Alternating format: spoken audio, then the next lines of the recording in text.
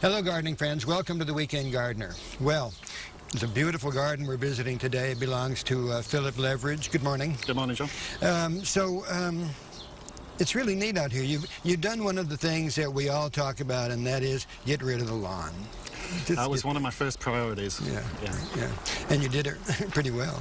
Thank you. So you've got the shady area out here, big shady areas, and then full sunspots in the yard too. So it must have posed some challenges to take care of both of those areas and finally develop what we know as a wildlife habitat. It did.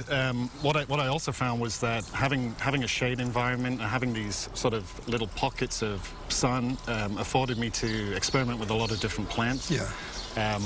Obviously shady plants are often larger foliage, and more water-wise plants I've used a lot more spikier, finer plants. So the contrast, I think, works very well. You know, I like the fact that you didn't have to dig to put in the ponds. That's the last thing people want to do, but you made an alternative. It's a lot easier. It's a lot easier than digging. Some of these I've actually sunken into the ground a little bit, and I used the soil that I excavated to form hillsides, small hills, which I then planted up. But the above-ground stock tanks, I think, are very good for creating a very diverse look in a garden without the labor associated with digging a hole. I don't see them today, but the dragonflies sitting on these reeds must be a gorgeous sight. Yes, they are. So the spot behind me over here, though, that's what we call xeric. It's a cactus collection in your yard. Tell me a little bit about that sunny spot.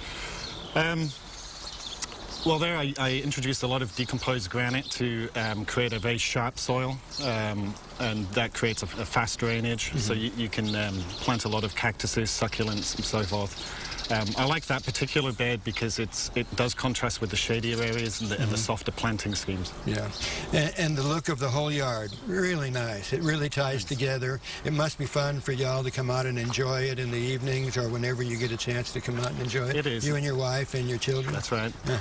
It really is an extension of our house. We have quite a small house, so we spend a lot of time outside. So it's been really good for that. The views are great. You know, the yard looks so much bigger than it really is by the way you've laid it out. I think having a lot of meandering pathways gives the illusion of a much larger property. This is a beautiful home, belongs to Philip Leverage and his wife, and this is the kind of landscape you want at your place too. Low water use, very attractive, and well suited for the Austin area. For the Weekend Gardener, I'm John Dromgoole. I'll see you next week.